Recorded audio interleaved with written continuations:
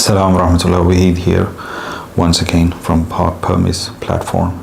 A couple of days back, Sheikh Imran Hussain released a video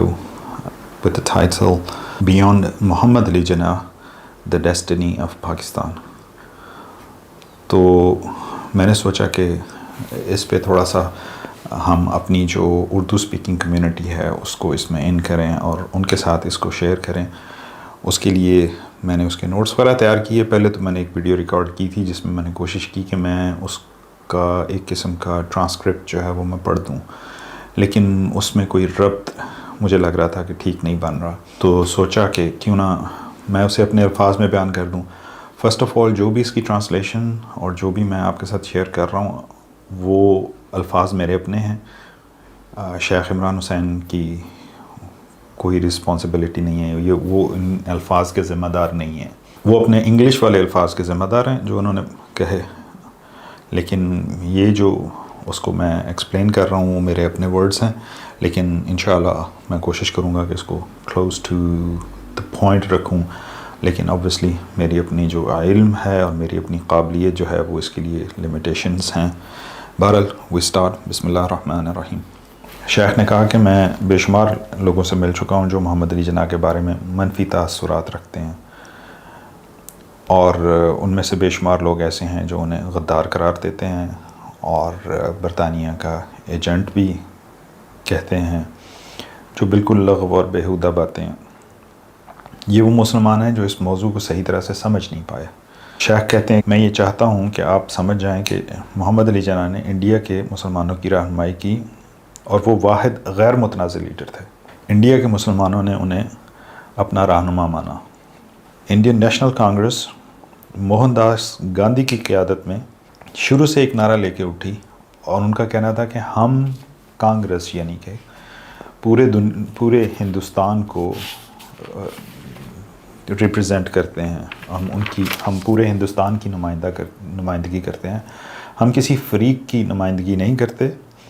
ہم کسی فرقے کی یا فریق کی جماعت نہیں ہیں, بلکہ ہم کمیونل پارٹی ہیں. شیخ نے یہاں کمیونل پارٹی کے لفظ پہ ایمفسائز کیا, 2 دفعہ ریپیٹ کیا. جبکہ مسلمانوں نے اس سے اختلاف کیا اور کہا کہ ہم اس سے ایگری نہیں کرتے, آپ ہماری نمائندہ جماعت نہیں ہیں. ہماری نمائندہ جماعت آل انڈیا مسلم لیگ ہے, اور اس کی رہنمائی اور اس کی قیادت جو ہے وہ محمد علی جناح کو سونپی گئی. اور مسلمانوں کی اس کمیونٹی کی محمد علی جناح کے ساتھ محبت اور وفاداری کی ایک علامت یہ ہے کہ انہوں نے محمد علی جناح کو قائد اعظم کا خطاب دیا, بالکل ایسے ہی جیسے ہندو کمیونٹی نے گاندھی کو مہاتما کا خطاب دیا. اور یہاں ایک بات اور قابل ذکر ہے کہ گاندھی بھی جب قائد اعظم سے خطاب کرتے تھے تو وہ انہیں قائد اعظم کہتے تھے. تو مسلمانوں کی ایک اتنی بڑی تعداد نے جس شخص کو غیر متنازع طور پہ اپنا لیڈر چنا اور اس کے ساتھ اتنا محبت اور پیار اور وفاداری کا اظہار کیا, آج کچھ لوگ اس لیڈر پر دشنام کے پتھر برساتے ہیں. 70 80 90 ملین مسلمان جو اس وقت انڈیا میں ہوں گے, شیخ نے کہا, انہوں نے کسی مولانا, شیخ, مفتی یا مذہبی رہنما کو اپنا نمائندہ نہیں بنایا. کسی بڑے بزنس مین کو یا سیاستدان کو انہوں نے اپنی نمائندگی نہیں سونپی, بلکہ یہ اعزاز انہوں نے قائد اعظم محمد علی جناح کو دیا. حالانکہ اس وقت ہندوستان میں بے شمار ممتاز علماء تھے. شیخ نے کہا کہ جو اس ویڈیو کا ٹائٹل ہے بیونڈ محمد علی جناح,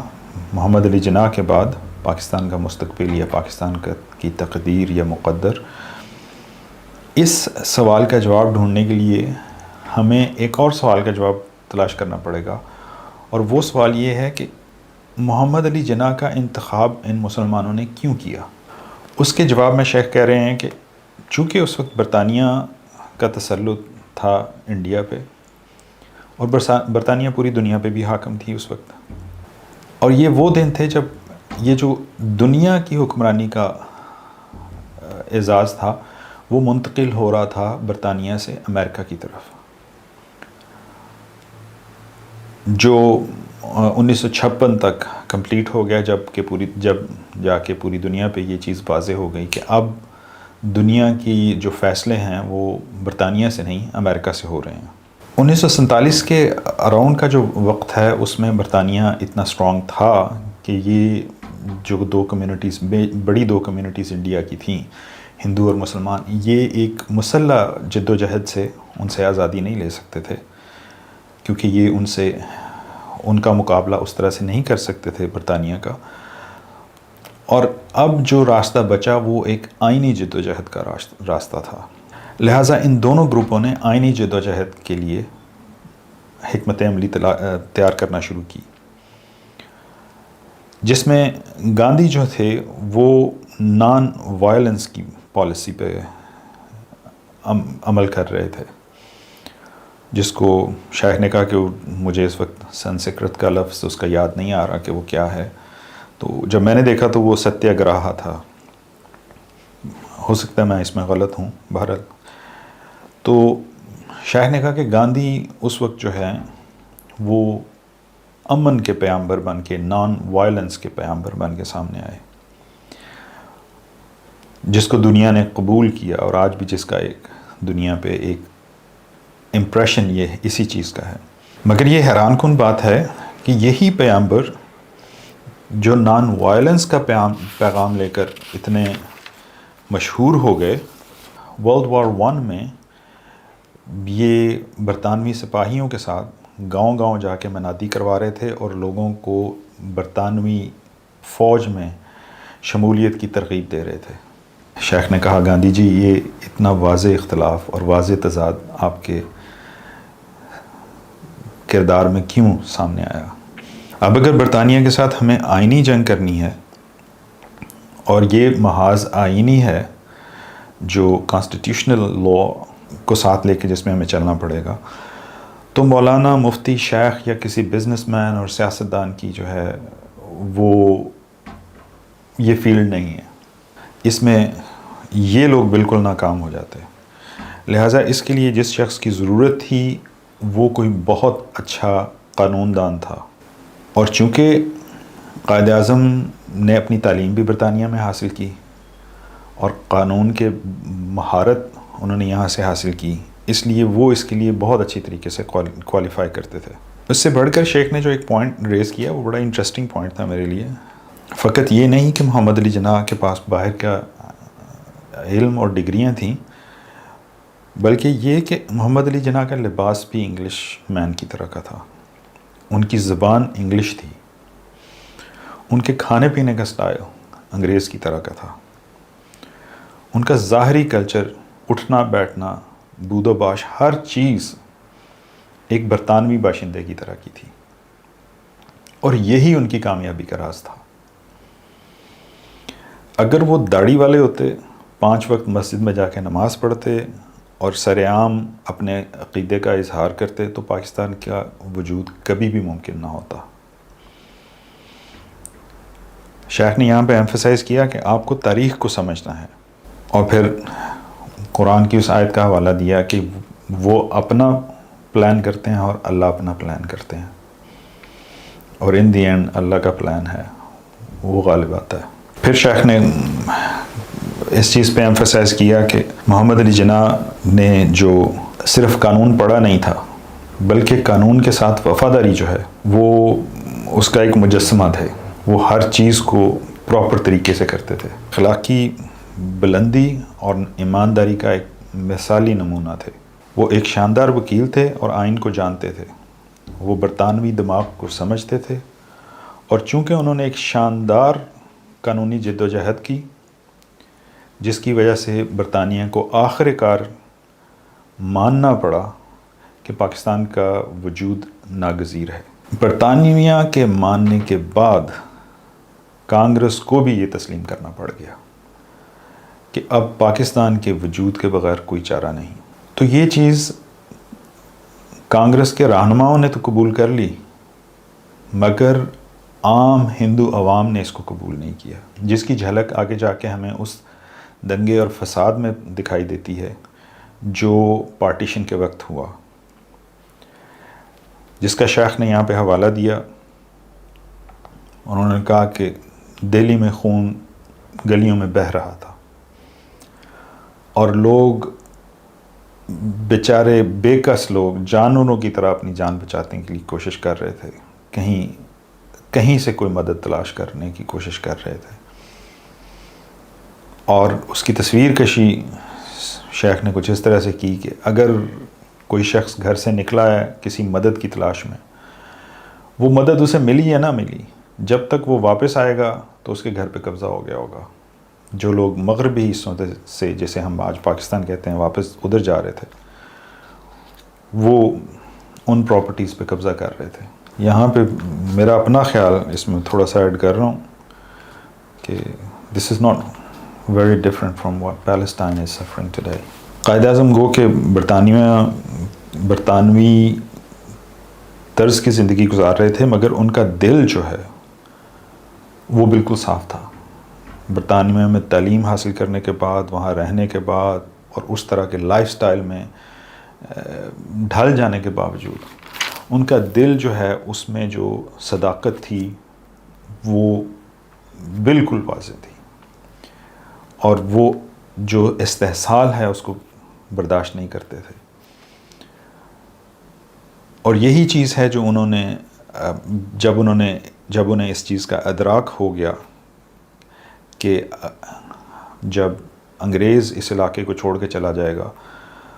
تو مسلمان ہندوؤں کے رحم و کرم پہ آ جائیں گے، اور ان کے باطن میں انہوں نے جھانک کے یہ دیکھ لیا تھا کہ یہ مسلمانوں کے ساتھ جسٹس کے ساتھ نہیں چل سکیں گے. یہاں پہ اوپریشن جو ہے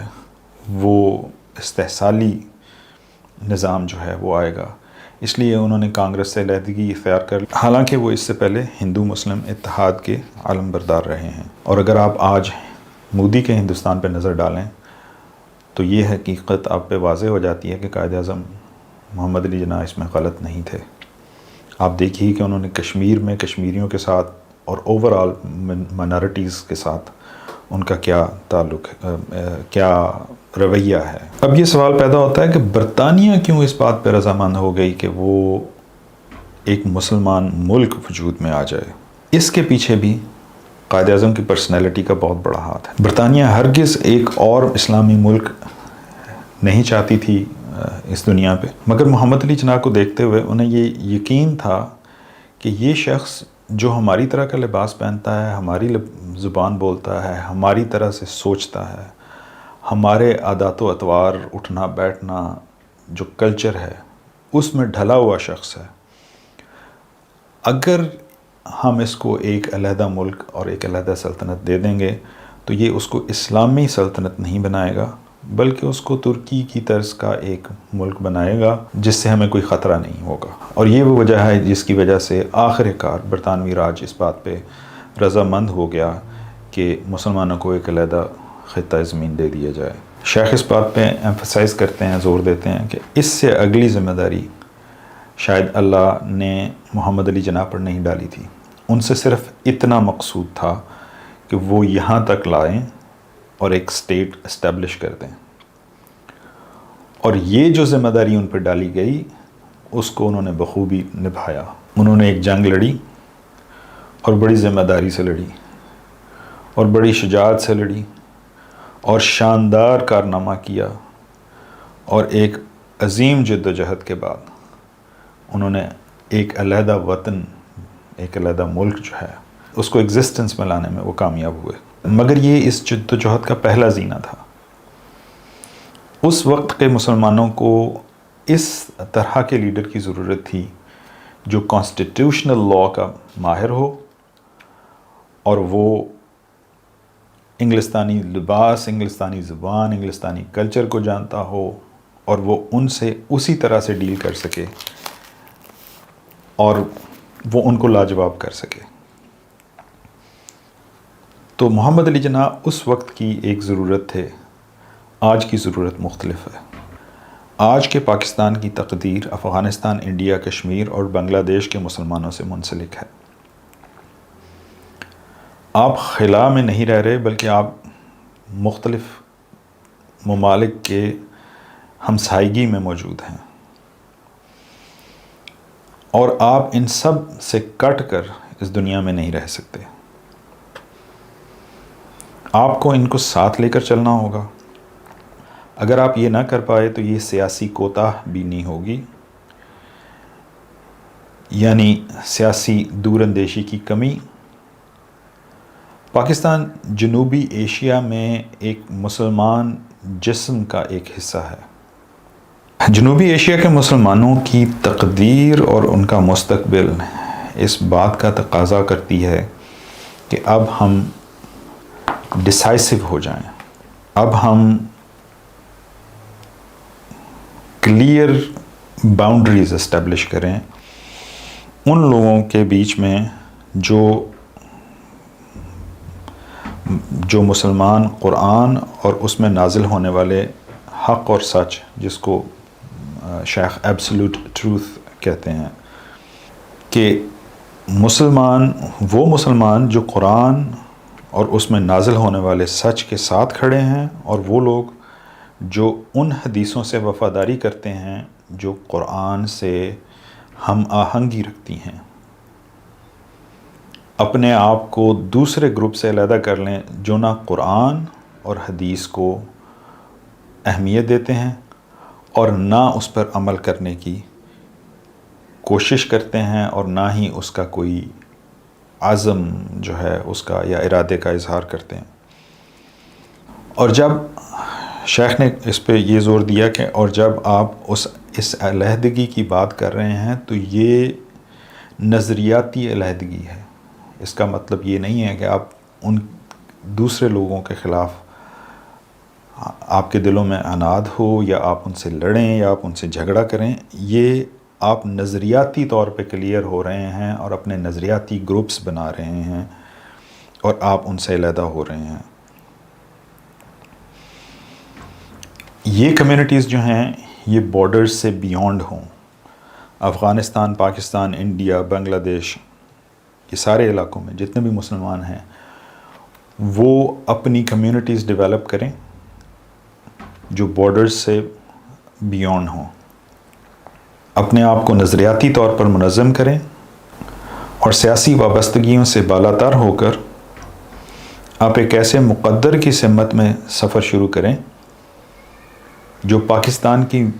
کی موجودہ حدود سے بالاتر ہے۔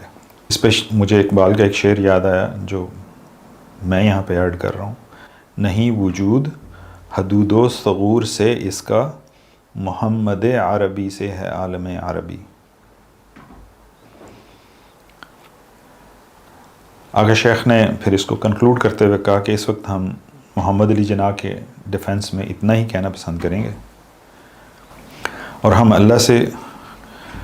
دعا کریں گے کہ وہ ان پہ اپنی رحمتیں کریں، کیونکہ انہوں نے یہ سیاسی معجزہ کر دکھایا۔ ان کی بے حد ذکاوت، شاندار دیانتداری اور بے انتہا قربانی کا اعتراف کرنا ہم سب پر لازم ہے۔ انہوں نے آپ کی آزادی کے لیے اپنی زندگی دے دی، تو آپ سب پر لازم ہے کہ آپ اللہ سے دعا کریں کہ اللہ ان پہ اپنی رحمتیں کرے۔